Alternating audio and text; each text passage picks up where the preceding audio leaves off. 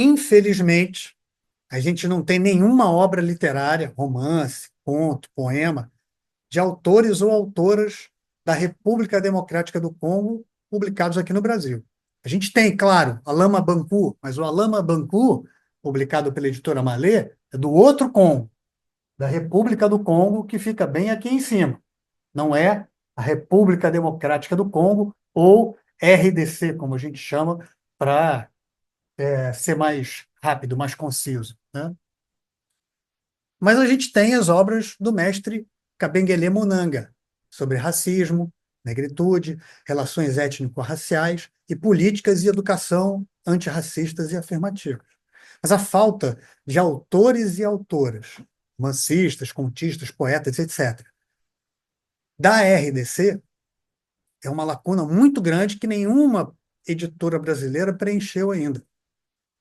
Porém, assim como a gente tem os livros do professor Monanga, existem também várias outras obras que ajudam a explicar muito da história da RDC e como nós chegamos à situação de hoje, início de 2025, com a imprensa internacional cobrindo o conflito no leste do país e as movimentações do grupo M23, do grupo armado M23, que no fim de janeiro ocupou Goma ou Gomá, capital da província do Kivu Norte, e em meados de fevereiro, tomaram Bukavu, que é a capital e a cidade mais importante aqui no Kivu Sul. Nós temos vários livros publicados aqui no Brasil, inclusive duas peças de teatro, que ajudam a gente a entender melhor as causas históricas, sociais e geopolíticas do que está acontecendo lá hoje.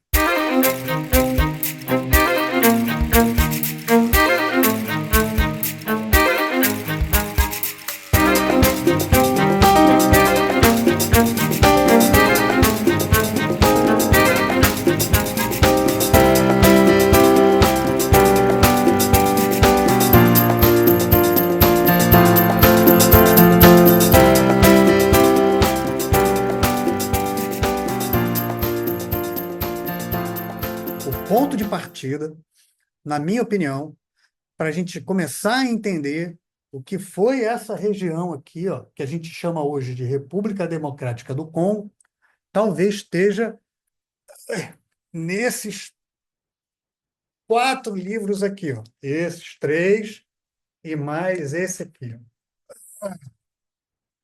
Primeiro deles, África Negra, Histórias e Civilizações, foi lançado no Brasil pela Casa das Áfricas e pela editora da Universidade Federal da Bahia, a UFBA. África Negra, Histórias e Civilizações, tomo 1, foi editado pelo acadêmico congolês da RDC, Elikia Mbokolo. Nesse primeiro tomo aqui, tem uma ótima análise sobre o antigo Reino do Congo e, mais para frente, um capítulo sobre as relações amistosas e conflituosas entre os congoleses e os portugueses por causa do tráfico escravo. Aqui, grande, né? No volume 5 do História Geral da África, organizado pelo historiador queniano Bethwell Allen Ogot, tem um texto também muito bem escrito e muito importante do africanista belga Jean Vancina sobre o Reino do Congo, que no seu auge, no século XVI, teve o tamanho do Rio Grande do Sul. Esse outro livro aqui, menorzinho, né, do jornalista e historiador brasileiro José Ramos Tinhorão, faz um pequeno histórico de como os portugueses se lançaram no Atlântico para tentar chegar nas Índias, mas explicando o grande espanto que os portugueses tiveram quando eles entraram em contato com a complexidade política, social e a organização militar no Reino do Congo, que era muito mais avançado, por exemplo, que o interior feudal da Europa na virada do século XV para o século XVI. O Tinhorão também fala das relações entre os reis de Portugal e os manicongos, os reis do Congo. E isso está tudo aqui, ó. O Rei do Congo, a mentira histórica que virou folclore, da editora 34. No segundo volume do África Negra, História e Civilizações, o Elikia Mbokolo avança até a história da Conferência de Berlim, fala dos heróis da resistência contra a dominação europeia e segue até os movimentos independentistas, com um sujeito chamado Patrice Lumumba entre os heróis. Já vou falar dele, peraí. Um outro sujeito que foca no período pré e pós-Conferência de Berlim é esse aqui, ó, o Henk Wesseling, historiador dos Países Baixos. Esse livro aqui, ó, Dividir para Dominar, a partilha da África, 1880-1914, foi publicado pela editora da UFRJ. É ótimo para se entender o contexto europeu, no qual a Conferência de Berlim aconteceu e as consequências imediatas dela.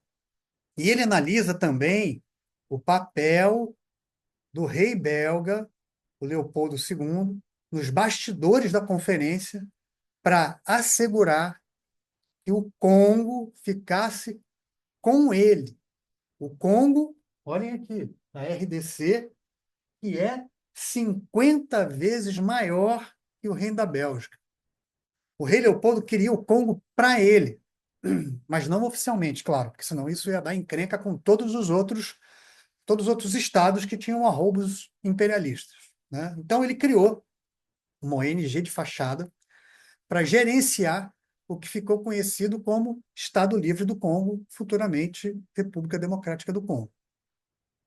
Os detalhes sobre quem foi Leopoldo, a cisma dele por uma colônia e o que ele foi capaz de fazer para conseguir o que ele queria, tudo isso está muito bem explicado nesse outro livro aqui, ó, O Fantasma do Rei Leopoldo, uma história de cobiça, terror e heroísmo na África colonial, do jornalista e historiador estadunidense Adam Rothschild, publicado aqui no Brasil pela Companhia das Letras.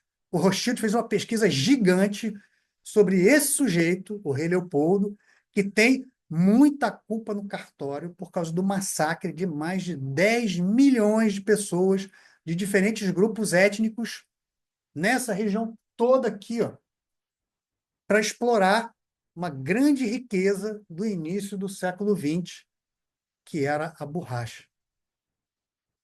O Rothschild também explica como esse escândalo, o escândalo desse massacre, que o rei Leopoldo II tentou esconder, acabou sendo descoberto e gerou uma onda de protestos na Europa e nos Estados Unidos, talvez o primeiro grande movimento pelos direitos humanos na história da humanidade.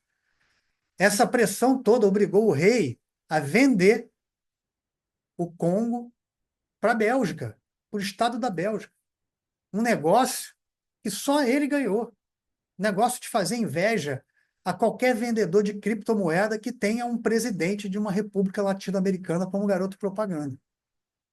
O Rothschild fala também do esforço dos belgas para apagar qualquer vestígio das atrocidades do rei Leopoldo II, da biografia dele. E também o esforço dos belgas para apagar todas as violências que a administração colonial belga implementou no Estado Livre do Congo, também na própria história da colonização belga. Como se tivesse sido tudo uma grande maravilha. O volume 8 do História Geral da África, que foi publicado pela Unesco nos anos 80, né? Esse aqui, o volume 8, é editado pelo acadêmico queniano Ali Masrui. E é uma obra maravilhosa para se entender as dinâmicas entre os países europeus e as suas ocupações coloniais, principalmente depois da Segunda Guerra Mundial. E como foi que o conflito na Europa fez surgir, de uma maneira muito mais organizada, praticamente todos os movimentos independentistas no continente africano. Esse tomo aqui, né, esse volume gigante, que analisa também o desastre que foi a transição para a independência na República Democrática do Congo, feita pelos belgas, e como os interesses econômicos dos belgas, dos estadunidenses e dos franceses puseram em andamento um plano muito bem urdido, bancado pela CIA, pelos Estados Unidos, obviamente, para isolar e depois assassinar o primeiro-ministro congolês, um dos grandes heróis do movimento pela independência, o Patrício Lumumba. Essa história particular, inclusive, é o assunto primordial do documentário chamado Trilha Sonora para um Golpe de Estado, que é imperdível e que concorre ao Oscar em 2025. O assassinato do Lumumba, o envolvimento e a condescendência dos Estados Unidos, da Bélgica e também do secretário-geral da ONU na época, o Dag Hammarskjöld, são apresentados para a gente nos textos de duas peças de teatro publicadas também aqui no Brasil, né? A primeira delas, Anjos Assassinos, do dramaturgo, historiador, diplomata irlandês chamado Conor Cruz O'Brien, foi lançado aqui no Brasil pela Civilização Brasileira. A outra é Uma Temporada no Congo, o poeta, dramaturgo, político, ensaísta e teórico do movimento da negritude, o martinicano Aimé Césaire. Essa daqui, Uma Temporada no Congo, saiu pela editora Temporal. Os dois textos falam justamente desse processo torto e tortuoso da independência do Congo e de como o primeiro-ministro Patrício Lumumba foi sendo fritado aos poucos, isolado, tanto internamente na esfera internacional, pela Bélgica, quanto pelos Estados Unidos, que estavam preocupados em manter o controle sobre as riquezas minerais do Congo, principalmente o urânio, numa região chamada Katanga, que os Estados Unidos e a Bélgica insuflaram para que ela se tornasse independente do restante do Congo. O O'Brien, por exemplo, ele foca um pouco mais no papel de peão que o secretário-geral da ONU, o Dag Hammarskjöld, fez, ajudando a isolar o Lumumba, apoiando, né, a secessão da província do Katanga. Katanga, que era a principal região das riquezas minerais na época, na República Democrática do Congo. Bem aqui, ó. Os acontecimentos pós o assassinato do Lumumba e os contextos nos quais os primeiros grupos guerrilheiros vão surgir para lutar contra o governo da Bélgica e o Mobutu Sese Seko, né, os movimentos lumumbistas, estão nesse outro livro aqui, ó, interessantíssimo, que é a reunião dos diários do Che Guevara, contando os meses em que ele e um grupo de revolucionários cubanos passou treinando os rebeldes liderados por um sujeito chamado Lohan Kabila. Duvido, ou acho muito difícil que talvez alguns de vocês saibam que o próprio Che Guevara esteve no interior da República Democrática do Congo ajudando a treinar os rebeldes, os grupos armados que queriam vingança pelo assassinato do Patrício Lumumba, né? E tudo isso, essa explicação toda, está aqui em Ernesto Che Guevara, Passagens da Guerra Revolucionária Congo, que foi lançado aqui no Brasil pela editora Record. O golpe de Estado que levou Mobutu Sese Seko ao poder em 1965, né? Período em que ele ficou como ditador até 1997, e a cleptocracia que ele construiu para si, para a família e para os aliados dele, está descrita em alguns capítulos desse outro livraço aqui, tanto grande quanto importante, O Destino da África, do jornalista e historiador estadunidense Martin Meredith, lançado aqui no Brasil pela Zahar. Aqui, o Martin Meredith explica como o Congo foi renomeado para Zaire, uma ação populista do Mobutu, e de que forma ele pilhou o próprio país durante 32 anos. Tudo isso, claro, com o apoio dos Estados Unidos e dos países do Ocidente, principalmente os europeus, que bancaram a ditadura do Mobutu durante a Guerra Fria. Para finalizar, um extra. Esse livro aqui não foi traduzido para o português, mas é uma referência para explicar os dois conflitos que aconteceram no Congo entre 96 e 97 e depois entre 98 e 2003. São as guerras mundiais africanas, porque envolveram alguns países da região além do Congo, claro, e que aconteceram principalmente depois do genocídio do Ruanda, em 94. O contexto dessas guerras aprofundou a crise no interior do Congo, que começou lá atrás com a independência do Katanga, ou, se vocês quiserem, começou lá atrás com a chegada dos portugueses e o contato com o Reino do Congo, e que só foi se agravando até os dias de hoje.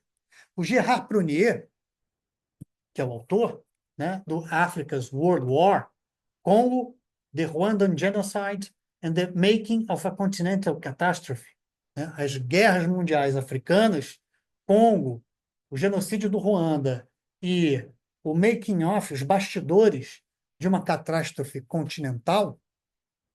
Nesse livro, o Gerard Prunier também fala do envolvimento do Ruanda e do Uganda no apoio aos grupos que derrubaram o Mobutu em 97, puseram no lugar do Mobutu o Laurent Kabila, aquele mesmo que lá atrás tinha sido treinado pelos cubanos e pelo Che Guevara, nos anos 60, e que depois entraram em conflito com o Laurent Kabila um ano depois e que ajudaram ele a ser assassinado em 2001 por um dos seus seguranças.